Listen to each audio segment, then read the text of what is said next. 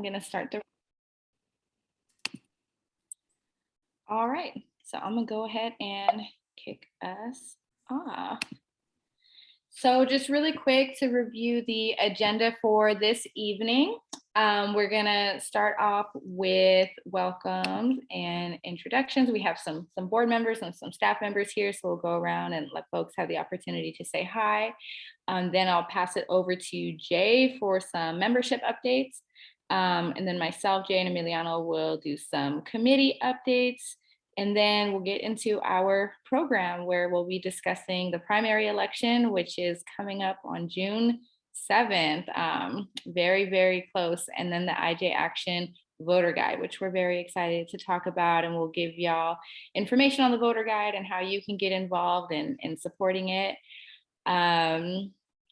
So yeah, that being said, why don't we go ahead and pass it around to some of our staff and board members who just want to say hi and introduce themselves. So Jay, I'll pass it to you real quick. Thanks, Dana. Hey, everybody, my name is Jay, and I am the community organizer here at IJA. I just want to say it's a pleasure to be here. Happy to see you all. I see a lot of our new members here in person, and happy to be in space with y'all. And I'll pass it to Emiliano. Hey, everybody, how you doing? So my name is Emiliano. My pronouns are he, him, his. I'm calling in from downtown LA. I'm the comms manager for IJ Action. It's a pleasure to be here, and it's nice to see everybody. I'm glad this community is growing. And I'll pass it over to Amy. Thanks, Emiliano. Hey, y'all. It's nice to see everybody. I'm Amy Smith. I'm a board member, and I'm super excited about the work that IJ Action is doing and that we're going to get to talk about tonight. So thanks for letting me be here in this space. Let me see. I'm going to pass over to Roberto.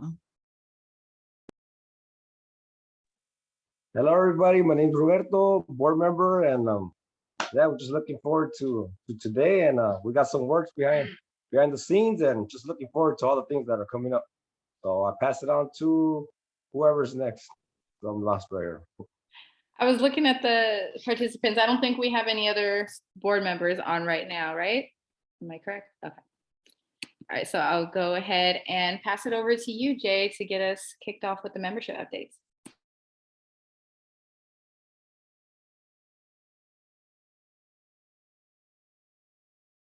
You're muted, Jay. I'm muted, I'm sorry. Hey, everybody. So as y'all know, here at IJA, we just kicked off our membership launch last month, and it's such a pleasure to be able to introduce to y'all the newest members of Initiate Justice Action. And I'm going to start off by starting at the top. We got Ephraim, Michelle, Andrea, Megan, Raina, Jamie, Olivia, Lee, Stephanie, Maria, Crash, Daisy, Shayla, Antoinette, Selena, Ishmael, Sandy, Jane, and Crispy. They're the newest members of Initiate Justice Action. And it would be great if you all could put some love in the chat for them, and also take this as a reminder to fill out those applications, get that membership application in, so your name can be on this list. We're going to be continue to growing and building power, y'all. It's such a pleasure to see these names and see these people here. And with that, I'm also going to take this as an opportunity to briefly go over our membership structure here at IJA. So at IJA, we have two membership structures, which is active member and supportive member. So an active member is someone who has completed their application and paid their membership dues. They've completed new member orientation and commit to attending monthly general meetings. They sign up for one committee and sign a pledge not to miss more than 3 general meetings or more than 3 committee meetings a year. A supportive member is a person who has completed their application, paid their annual dues, and participates in meetings and committees whenever possible. So those are our 2 forms of membership here at IJA, and we made them so that way we can have our people who have the most capacity be a little bit more involved, and people who want to support and who love what we're doing have an opportunity to be involved in some capacity. So we're going to drop that link in the chat so y'all can get those applications in, and you can get an email from me, from Jay, letting you know what the next steps are. So With that, we'll go over our meeting times. So general meetings are held the first Tuesday of the month between 6:30 and 7:30. New member orientations are held the second Tuesday of the month between 6:30 and 7:30. And just so y'all know, that's an exclusive link. You won't get that new member orientation link until you get that application and then you get that email from Jay. And then we have our committees, which right now are to be determined because we're working on something that's really special, which we're going to go over here later in this meeting. So stay tuned so you can see what it is. And for the committee updates, we're going to start off with membership and outreach. And since I'm already talking, running my big mouth, I'm gonna go ahead and go over membership and outreach committee. I am Jay, I'm the chair of membership and outreach, me along with Roberto. And at membership and outreach, we're in charge of membership and recruitment. We're in charge of policy actions. We're in charge of community engagement, such as reentry lists, tabling events, voter outreach, and also helping people get registered to vote. Another thing that we'll be in charge of, which will be coming soon, we'll be talking about later on in this meeting, so pay attention. And I'm gonna go ahead and pass it over to Emiliano to talk about communications and fundraising. Hey, y'all. So I'm Emiliano, I'm the chair of the Communications and Fundraising Committee. So just a quick update on the comms front. We won't be starting this committee until after the primary election. So just keep a lookout for communication from me, but we'll be assigning like social media ambassadors to help share our posts. And we'll also have like some time to brainstorm and create content together. And I just ask that you to be a little patient with me during this tough time, and then we'll get back at you after the primaries. And I'll go ahead and pass it over to Taina. Yes, thank you, Emiliano. So same with the Political Action Committee, we will be kicking off after the primary election. This election and putting together a voter guide is taking up all of our time, but y'all will hear very shortly about what we've been working on. But what the Political Action Committee will do is this will be the committee that actually takes the lead on interviewing and voting to endorse candidates. So we mentioned at our last meeting that we were not ready to endorse candidates for the primary election, which is why we're just doing a voter guide. But come the November general elections, Initiate Justice Action will actually be formally endorsing and opposing candidates. And the Political Action Committee will take the lead on that work. And the PAC will also be taking the lead on IJ Action's official positions on supporting and opposing legislation as well. And again, these committees will start meeting after the election in June. And I see a question here from Daisy. What can we do in the meantime to support communications and fundraising? Yeah, we will get to that, Daisy. We will get to that. So no worries at all. So that being said, I think I'm just gonna go ahead and get into the overview of the primary election on Tuesday, June 7th. I feel like I'm probably preaching to the choir here. I feel like most folks in the room probably know that we have a primary election coming up. In just over a month, but I'm gonna go ahead and share a little bit of information about the primary anyways. So first of all, for this primary election, what is on the ballot? So this is a primary election at the federal, state, and local level. So you will be voting at the federal level for our US Senator, and you'll also be voting for your member of the House of Representatives. At the state level, you'll be voting for governor and for all of the, there's 7 other state constitutional offices, such as the Secretary of State, Attorney General, Superintendent of Public Instruction, etc. You'll be voting on all of those candidates, as well as the State Board of Equalization, which is in charge of managing the state's property taxes. And then, of course, our state legislators. So you'll be voting on your state senator and your state assembly member. And then at the local level, you have both county and city offices that you will be voting on. So at the county level, you'll have your county board of supervisor, sheriff, district attorney, mayor, city council members. And I should say for the local offices, there's a caveat. Some cities don't, they have like a different schedule for when they have like their city council races and things like that. So this is like a general statement. Like, I know cities like and counties like Los Angeles, the local things are going to be on the primary election, but it might not necessarily be the case for all of the cities and counties across the state. So just some quick reminders on voter eligibility and registration. You are eligible to vote in California as long as you are 18 years or older, but you can also pre-register to vote if you're 16 or 17. You're a US citizen and a resident of California and not currently incarcerated in a state or federal prison, which of course means you can vote if you're incarcerated in county jail. You can vote if you're on probation, parole. You can vote if you're on post-release community supervision. The only people who cannot vote currently because of a felony conviction are people who are currently incarcerated in a state or federal prison. And to register to vote, you can do that online by clicking this link here. And maybe Jay, you can help with dropping that in the chat. Yeah, you can register to vote online through the Secretary of State's website. If you prefer a paper application, you can also do that, and you can pick up your paper application at most government and public spaces, such as the post office, DMV, libraries, etc. And quick reminder, you must re-register to vote if you have changed your address or your name since the last time you voted. So remember that if you've moved, changed your name, changed any of your personal information, make sure that you re-register to vote so that your ballot comes to the correct place. All right, and here are some key dates for the upcoming election. So Monday, May 9th, which is less than a week away. On Monday, May 9th, the vote by mail ballots will be mailed out. So assuming that you are already registered to vote with the correct address, you should start receiving your vote by mail ballot as early as next Monday. And between Monday, May 9th and Monday, June 6th, you can also vote early.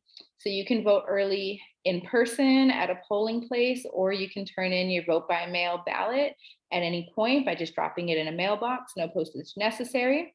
And if you want to find your early voting site or a secure ballot drop box, you can go to this website, which is ca.sos.ca.gov.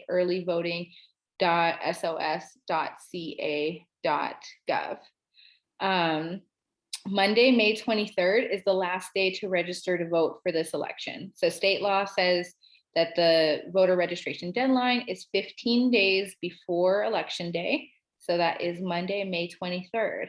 However, California recently changed our laws to make it a little bit easier. So if for some reason you or a loved one, well, nobody here has any excuse not to register before May 23rd.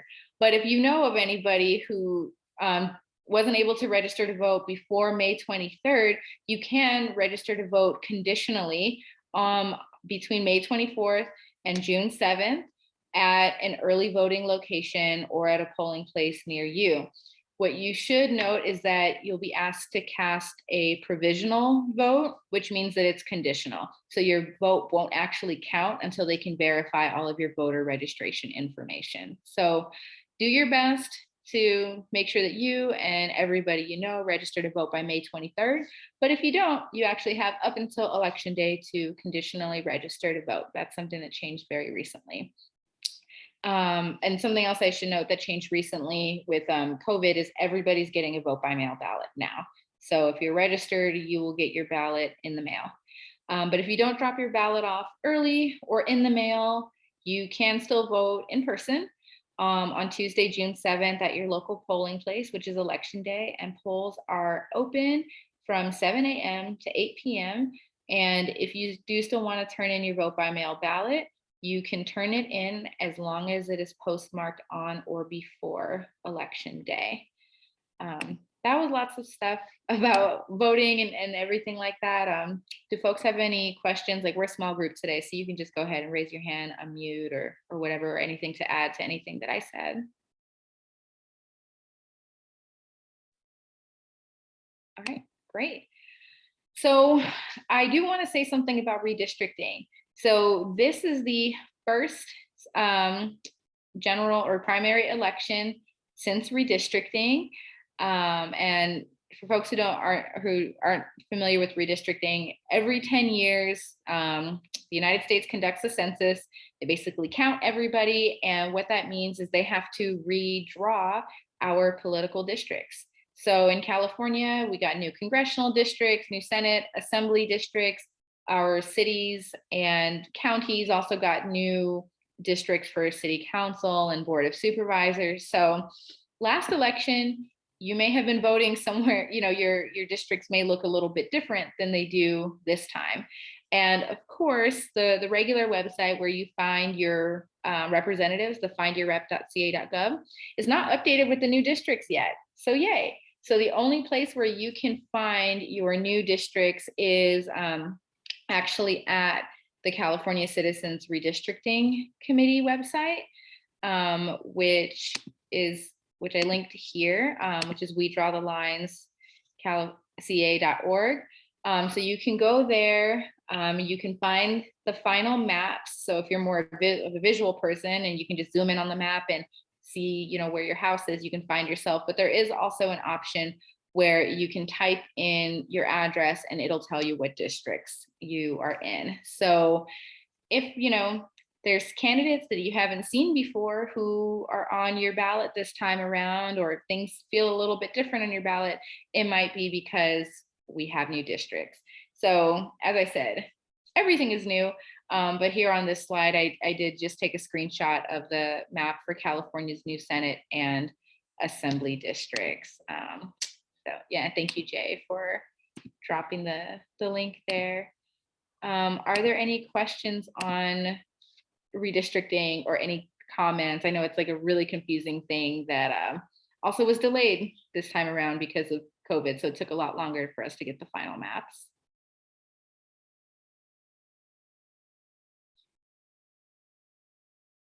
All right, great. So I'm going to move on to what I'm really excited to talk about, which is the Initiate Justice Action Voter Guide. So this is a guide that our staff and board members have been working on really for the past 3 to 4 months. But in the last 3 to 4 weeks has really accelerated with, getting all the final information on candidates and everything. So our team has been working super, super hard to get this done, and it's going to come out the same day as the vote by mail ballots, which is May 9th. So next Monday, look online and you will be able to find the IJ Action Voter Guide. So here's a sneak peek of the voter guide. We're really excited to share this with you all today. Y'all are the ones who are seeing it first. But I do want to talk a little bit about the voter guide and why it's significant. So the Initiate Justice Action Voter Guide is completely written by people who are impacted by incarceration. So all of the research conducted, all of the writing is done by people who are currently incarcerated, formerly incarcerated, or have incarcerated loved ones. To my knowledge, this is the first voter guide of its kind. And it's going to be focusing specifically on the candidates' public safety positions, how they have voted on previous justice reform pieces of legislation, what their views are on funding the police and police accountability. So all of the issues that directly impact system impacted people, we are going to be looking at all of the candidates' positions on that. And the reason that we're writing this voter guide is, we are at a historic point where this is the first general election, not a recall election, the first general election since the passage of Proposition 17, where people on parole have the right to vote. So we want to make it super clear that system impacted people can and should be engaged in the primary election process. The reason that our system exists the way that it does is because, historically speaking, we have been marginalized and kept out of this process. So this voter guide is going to be a resource and a tool written by system impacted people, for system impacted people, but really for anybody who's interested in justice reform and prison abolition. This is going to be your guide. And I'm going to talk a little bit about what is in the voter guide and what is not in the voter guide, and offer some caveats about those things. So what is in the voter guide? General information on the June 7th primary election, research on candidates who are running for statewide office, including constitutional offices and the state Senate and state assembly. So consistent with Initiate Justice, we are not focusing on federal or local government offices. I mean, there's so many important seats, but as it is, we're covering about 380 candidates in this voter guide. So it's pretty expansive just to cover, like the governor and the constitutional offices and all of people running for state Senate and state assembly. The guide is also an analysis of the candidates' positions and voting records on justice reform policies, if any. Something else that I should note is, maybe it's not surprising, but a lot of these candidates don't really have any public information about their views on public safety or on justice reform. Just to be honest, a lot of the candidates don't really seem serious. They filed paperwork, but and will appear on the ballot, but they haven't raised money. They don't have a website, so in the voter guide, like, we are going to list those people because they appear in the ballot. But you'll also notice that there's a significant amount of people who are not viable candidates. And then we're also listing the campaign finance information for each candidate, specifically whether or not that candidate accepted campaign contributions from law enforcement.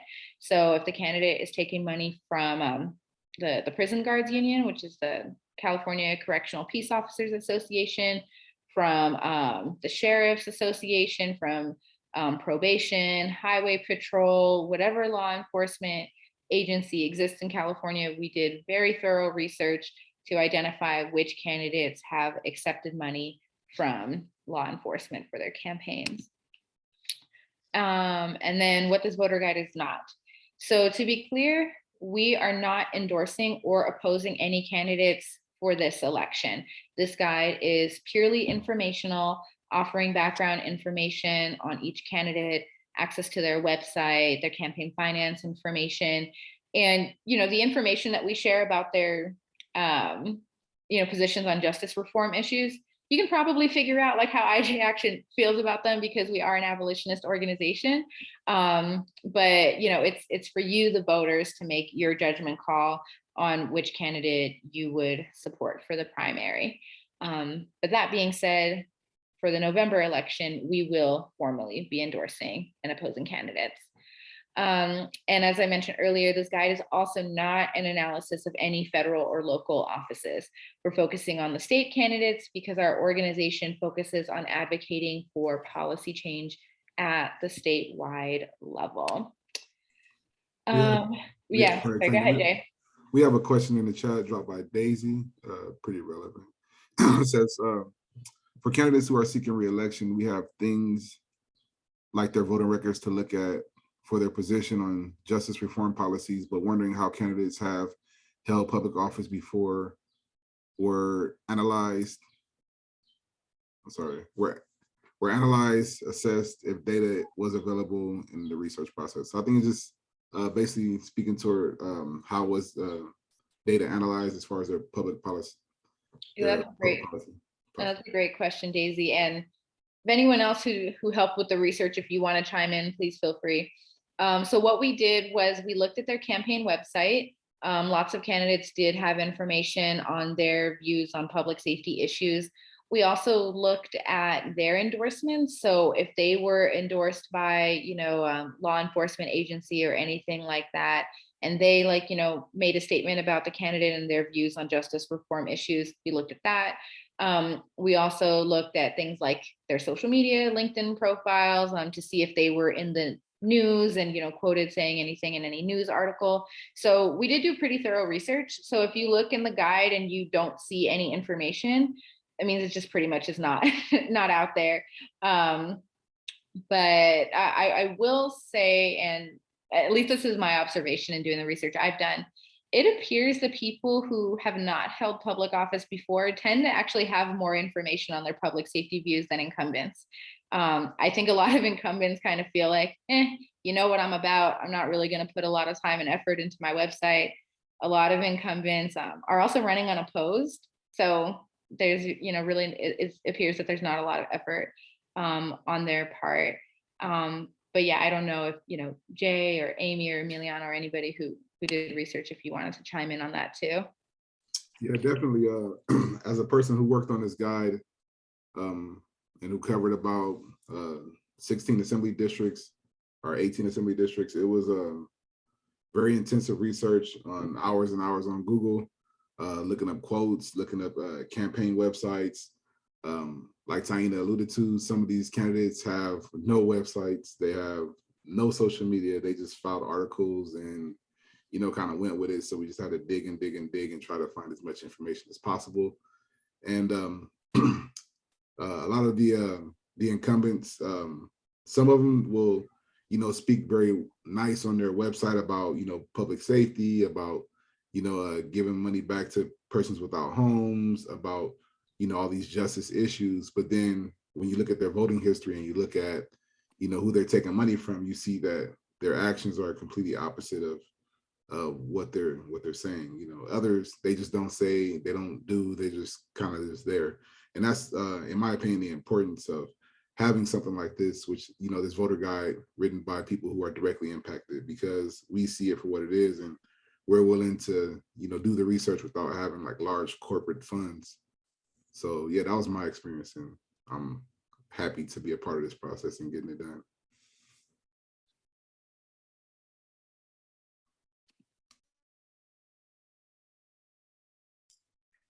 Yeah, I could chime in as well.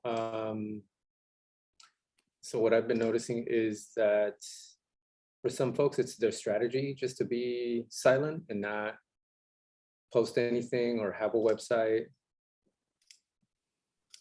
So I got so many windows open. Yeah, or have a website. So it's like you're getting a lot of information late. So like when we're doing searches and stuff, some things may come up because it was released later. Like for example, there was a few people without a website, and all of a sudden their websites pop up. And yeah, I mean that's been pretty much my experience. And then for folks like in different parts of California, their views are like not mine. So that was so some of the podcasts that I listened to, just like searching for a public safety platform, kind of surprised me. Well, it kind of didn't surprise me, but it was still kind of surprising at the same time, if that makes any sense.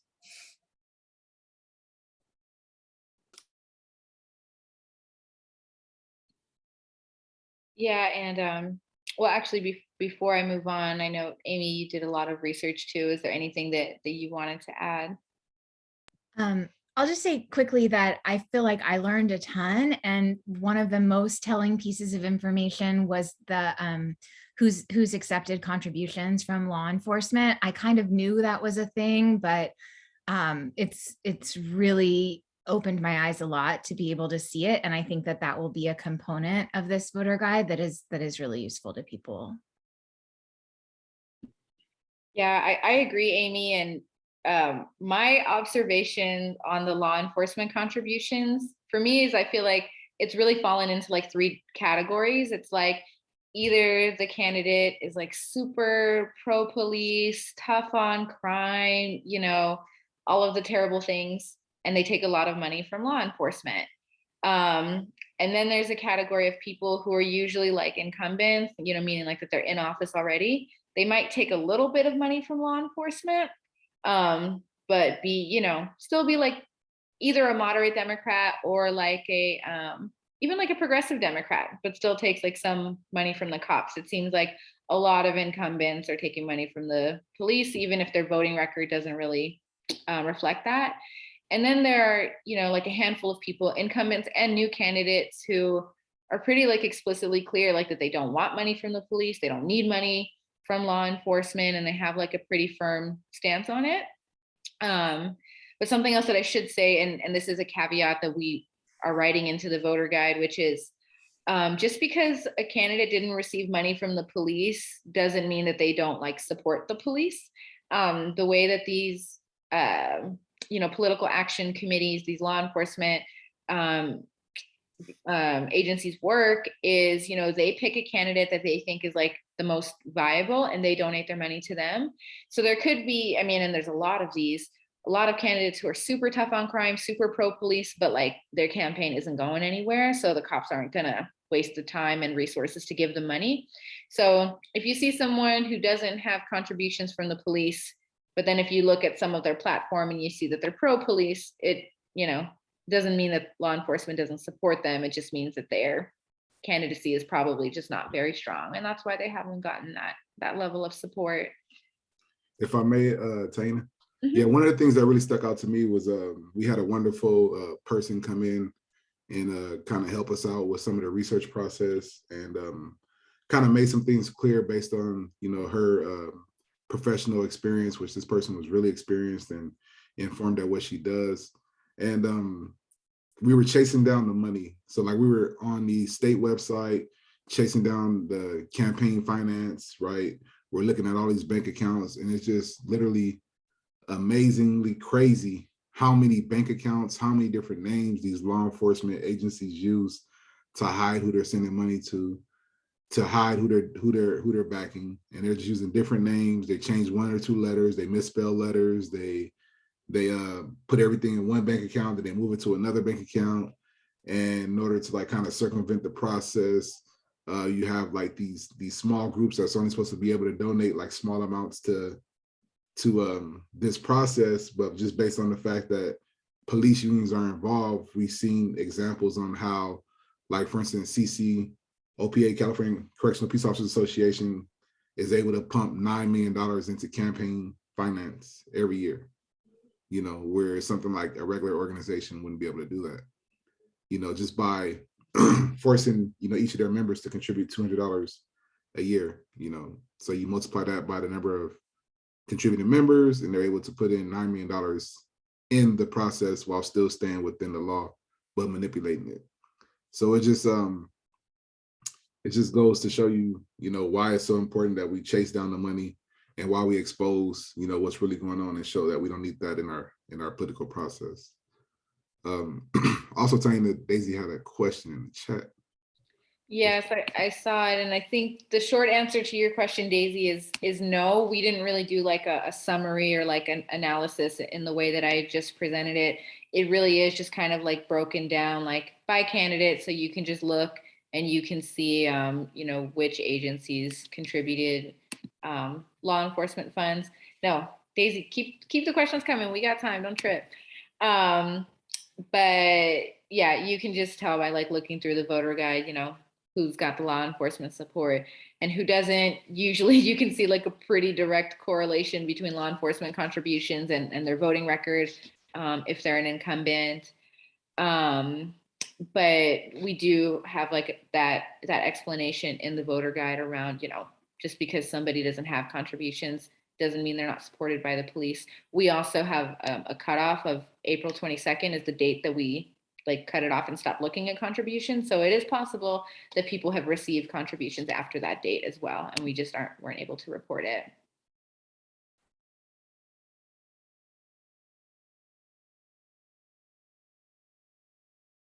Yeah, great. Do folks have any other questions, you know, about like what's in the voter guide or, you know, our experience in doing this research at all?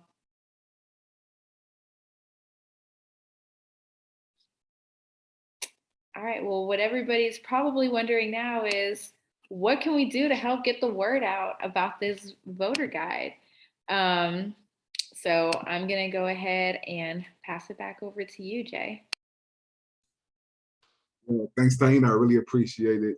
You know, throwing me that ball, like, you know, some of the great quarterbacks like Joe Montana and everybody else who played for the 49ers. But no, but all jokes aside, so we know all you abolitionist warriors, you know, are wondering how y'all can be involved in this process, how you can do your part to help, how you can do your part to show up and show out while being a part of the solution. And so, as always, you know, we have some action items for you folks at home. And I'm gonna go ahead and drop this link in the chat real quick, if y'all don't mind. And basically what we're asking is that we asking for volunteers. We ask that you please sign up on this link that I just dropped in the chat for people who are willing to help distribute this voter guide within your local network. So like basically, if you're involved, if you're around impacted people, whether it's reentry homes, parole offices, daily reporting centers, if you're able to go to PAC meetings, if you're able to, be around family and friends who are impacted and, who have been historically marginalized, are disenfranchised from this process, that you're able to help us distribute this voter guide, as well as pass on the knowledge and educate allies who are, in this fight with us. And so that's one of our calls to action. Our second call to action is that, as some of you alluded to earlier, how can you help out with communication and fundraising? So we have some online toolkits that's going to be available around May 9th. And when these toolkits drop, we need, folks to please plug these toolkits into your personal social medias and get the word out that we're going to be having a hard copy as well as digital voter guides available for public consumption. And so our main goal is just to roll out this voter guide, this revolutionary one-of-a-kind voter guide that's never been done before, written and specifically geared toward people impacted by incarceration. And we need to basically get it in the hands of viewers, people who could take in the information and use it to make educated determinations as to who they vote for. So if you guys would be so kind as to if you all would be so kind as to please fill out that Google form, and then that way we can have y'all on the roll and you'll be receiving the email from me. And once again, like, we're not asking, to catch any flights or any buses. Maybe in the future, if folks want to do that, we'll schedule something in person, maybe in a group form. But for right now, I believe the plan is just to simply tag into our personal networks and the networks around us. Like myself, I'll be hitting up some parole offices. I'll be hitting up some reentry facilities. I'll be hitting up some local areas where there are highly likelihood of having people impacted. So I really appreciate y'all, and I'm going to move on to the next. Well, before you do that, Jay, I saw Mireya's comment in the chat about like being ready to hit the ground running. I appreciate you, Mireya. Something that we should have put on here, and I forgot to do that, is we're going to be distributing the like physical like hard copy voter guides between May 16th and June 3rd. So the online release is Monday, May 9th. The in-print release is Monday, May 16th. And that gives us, I think, 2.5, 3 weeks to actually, like reach out and start to do some outreach targeting system impacted folks to make sure that they're registered to vote and that they have the voter guide in their hands. So yeah, May 16th to June 3rd is going to be the time that we're doing that. Go ahead, Daisy. I have more questions, so I figured I'll just come up mute. Yes. For helping with this particular call to action for the in-person, are we, if we sign up to volunteer for that, are we being asked to print out the guides and distribute them, or will they be dispersed to us? And then also for locations, I know I'll just use Los Angeles as an example. And Los Angeles is a big county, and there's a lot of folks who are in those areas. Maybe I think there's several people here who are in that area. So if, for example, multiple people are interested in helping with this, is there a way that you are all tracking, like, or will be tracking, like, oh, like these places have already been touched, so nobody needs to go to them, just so that way, like if I want to go to one place, it's like, oh, nobody else has already gone there, so it won't be like a waste of time going there to drop off that material. Yeah, thanks, Daisy. To respond, Jay is going to be like centrally handling everything. So Jay is going to be tracking like where everybody is going, where everybody has been. Jay is going to be in charge of like disseminating the voter guides. So no one will be asked to print it out yourself. Something that we should have said is, we're guessing it's going to be about 200 pages, like when it's all said and done. So we're not going to be asking anybody to print that out. So we will have printed copies. Everything will be like coordinated through Jay. So if you want to sign up and help, it can be like, oh, like I know, Daisy, you live in Orange County. So maybe you're like, hey, I will volunteer to just call some reentry facilities in Orange County and see if we can set something up. And then, you'll coordinate with Jay to, like get them dropped off or do a presentation or whatever it is. So you will have that support, and then Jay will be tracking where everybody is going. So yeah, as long as folks are communicating with Jay, there shouldn't be any duplicating efforts. Yes, that's definitely a thing. So if you all are, willing to hit the ground running and be a part of the full effort, definitely you can email me. My email address is j@ijaction.org, j@ijaction.org. And yeah, please fill out the form, and we will definitely be coordinating the rollout effort. And if you're, willing to go like above and beyond, like Daisy mentioned, and actually hit up some facilities and ensure that multiple copies are delivered to areas of high need, I would definitely appreciate your help with that. Me and Roberto, because we're going to be spearheading that effort. So thank you, Antoinette. Yeah, thank you. First of all, just thank you for all of the work that y'all are putting into this voter guide. I'm super excited to see it and share it. My question is in regards to, I guess, accessibility. So since Tanya said it's going to be 200 pages or more, that's a very lengthy document. So in the online version, which I don't know if it'll be PDF or what format, I'm wondering if there will be any sort of instructions or like guidance on how to navigate it for those who maybe haven't had a lot of familiarity with doing like a control find on a PDF document to find their county, or sort of where to go so they're not overwhelmed by the 200 pages of text. That sounds like an Emiliano question to me. Emiliano, you want to take that one?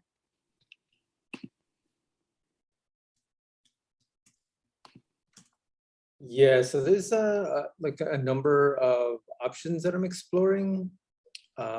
Since this is kind of new, I'm probably going to create a communication around like how to use, like how to find like a specific candidate if you're looking for one. I'm going to see if I can develop links that will, so as soon as someone clicks on a candidate, it'll like automatically drop down to that specific person. So there's just some options that I'm exploring. I'm not saying that that's the way it'll be, but I'm exploring some accessibility issues because I do identify, I do know that there's going to be some user issues regarding a lengthy document like that. But thank you for the question. Thank you, Emiliano. And I saw that Adriana had also put a question in the chat around making sure we get this guide into the county jail in our area. That is a great question. So if anybody has the ability to get into their county jail and would like to connect with us about that, please do that. It's something that we were trying to do in LA County and ended up not working out because, the sheriffs are doing the things that they usually do. But if you have the ability to get into your county jail, like, please let us know, and we would love to coordinate that effort with you. Yeah, and then maybe Jay or Emiliano, I'll pass it to one of you to talk more about, sharing it online in our social media toolkit that we're going to have available as well. Yeah, sorry, Emiliano. Yeah, so as soon as like the voter guide is up, I'll be able to have a little bit more time to create a toolkit, and I will post it on our website. So I'll have to develop that page as well. And I will have, I'll have something available where people can, download social media links to the website, links to where they can download the PDF from, and just make it accessible that way. And also, we do have our info@IJAction email. So if there are any issues, anybody can email us regarding those issues, and we can get this into the hands of the folks that need it ASAP. Yeah, so, even if you're not able to help with getting like physical copies to folks, that is totally fine. Any and everybody can share the the voter guide online. So you can email it to your friends, you can share, talk about it on your social media pages, and we will have a toolkit up on our website to make it easier for folks to share more about the voter guide online. But yeah, are there any other questions, comments about our voter guide and Yeah, so oh, sorry, go ahead, Jay. I'm sorry. Yeah, so Lee brought up a good point. He said that he mentioned that folks who are in touch with institutions of higher education, which usually tend to have a high demographic of people impacted, could be of help, and definitely we appreciate that. As well as Maria has a family member who she will be in contact with when she settles into the new environment. That would definitely be of great help. I hope my brother doesn't mind, but I bring up Roberto. Roberto is one of our former inside organizers, just like myself, who came home and who's been organizing at a local MCRP, which has resulted in a high number of participants in the Institute of Impacted Leaders, as well as help with this voter guide effort. So it's the mustard seed. Sometimes it seems like it's just a small connection, but really it's the major root that winds up growing the tree. So all help is definitely needed. I'm sorry I can't keep up with all the direct messages. I'm not as good as Daisy or Antoinette, but I hope one day I can get there. So definitely, but just please, tap in with us if you want to be a part of it. Even if you can only contribute an hour or so a week, whatever, it's needed. If you are willing to get out there and hand out some of these guides, and you can only contribute 2 hours on your weekend, it's appreciated. So we really appreciate all efforts, and tap in with us. As I said, my email address is j@ijaction.org. You can just send me, hey Jay, I'm down to help, and then I'll get back to you and take care of the rest. Or if you have just general questions, you can hit up info@ijaction.org.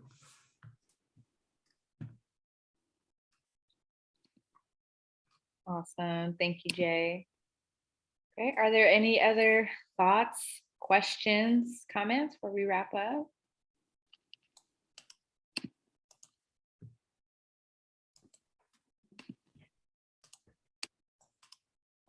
Taina, I had one question. I don't know why my face is not there, but it's Dodgers, so that's better than my face. The question I had was actually around the very beginning when you were showing the redistricting. From y'all's analogy, is this going to impact the way the elections are going to start to turn out? And has there been any significant changes within the redistricting where it's going to be beneficial or where it's going to be detrimental, or is it just too early to tell? That is a great question. And I do think that there are probably more informed people who have a more in-depth or accurate answer than I do. I'm just going to share just my anecdotal observations just from working on the voter guide and seeing how some of these districts have changed. It looks to me like a handful of districts have actually turned more blue. So some red districts that are now purple, or some purple districts that are now leaning more blue. There were quite a few districts where incumbents, current assembly members or senators, got squashed into the same district and then had to run against each other. So a lot of incumbents are actually retiring rather than run against each other. But a lot of the people who are running against each other are Republicans. So it's kind of we'll be knocking out one of those Republican seats, and then we might be able to gain a little bit more blue. We might be able to get a little bit more progressive. But that's just my observation, just from the districts that I've been paying really close attention to. So I cannot say that that's generally true for the whole state. And if there's anyone who has more insight on that than I do, please feel free to chime in.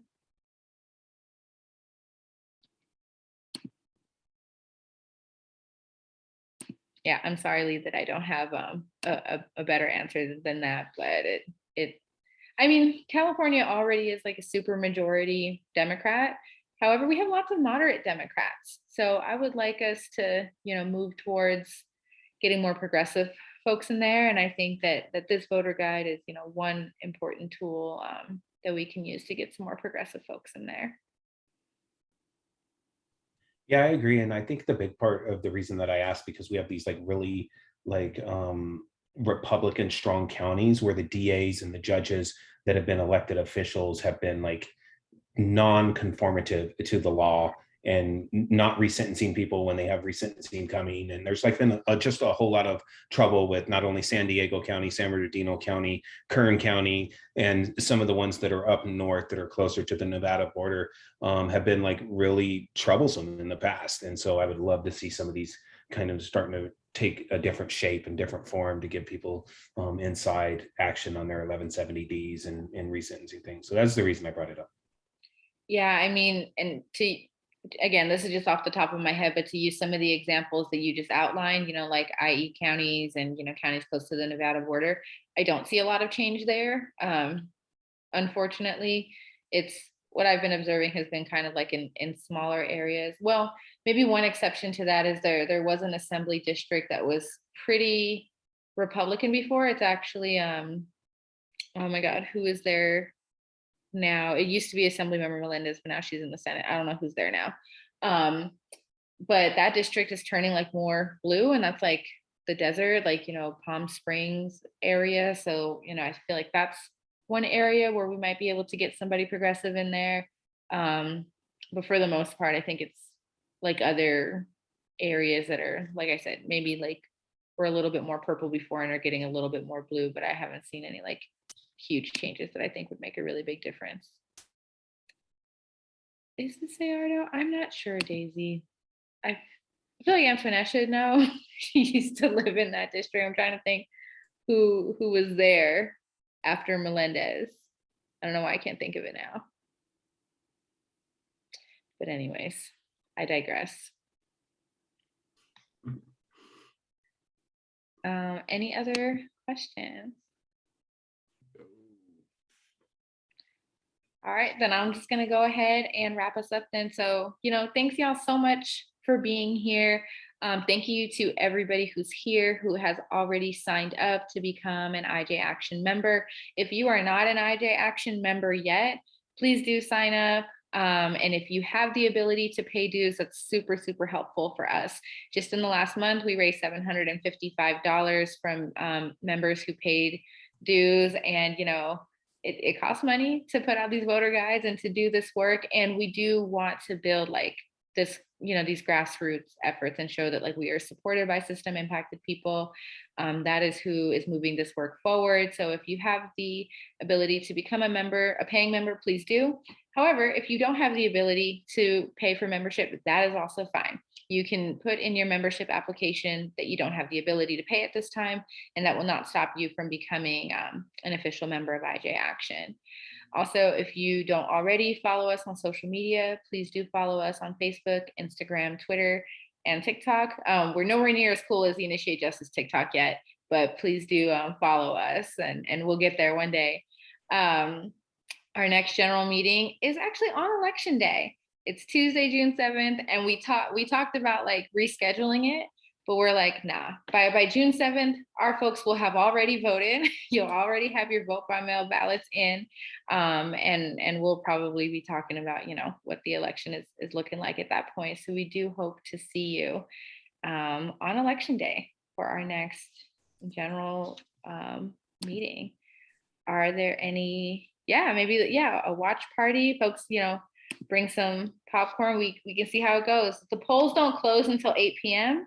So, you know, official results won't be coming through until after our meeting is over. But yes, I am a person for whom election day is very exciting. So I will be excited on that day. Great. Do folks have any other questions or parting thoughts for us?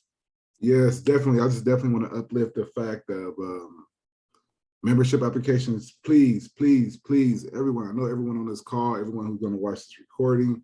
I know that you all love the work that we do here. You all are a part of the work that we do here. You are the reason we do the work that we do here. So just please get those membership applications in. No one is officially a member of IJA until they get that membership application in. So I'll just drop that link in the chat. Make sure if you haven't already done it, that you get that application in. I know I see a lot of you have.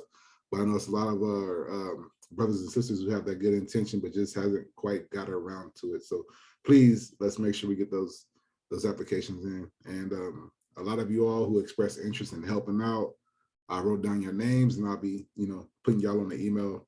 So I appreciate it, and I believe that we will win. So let's get it.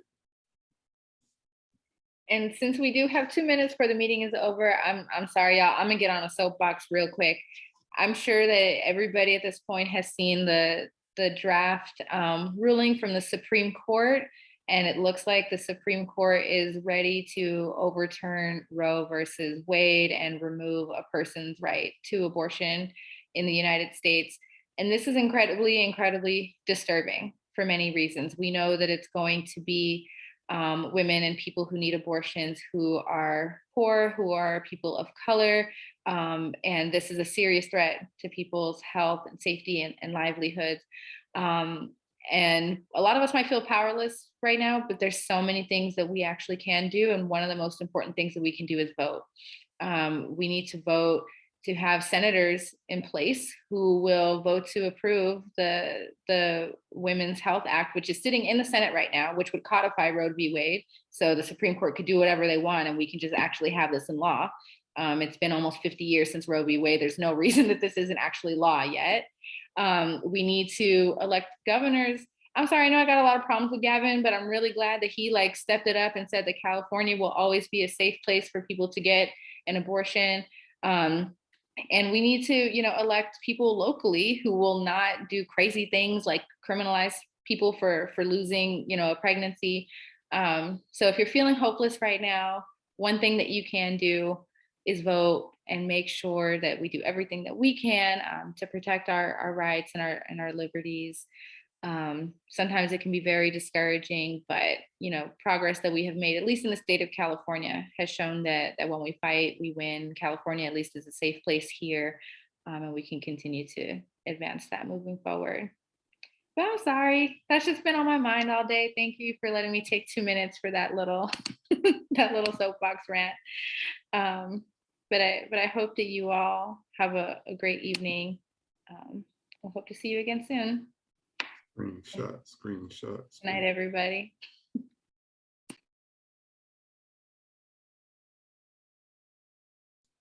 Appreciate y'all. Let's go. Hey, what's up, Larry? How you doing? Love you, man. Hey. Medea, I'll be emailing you. Thank you so much.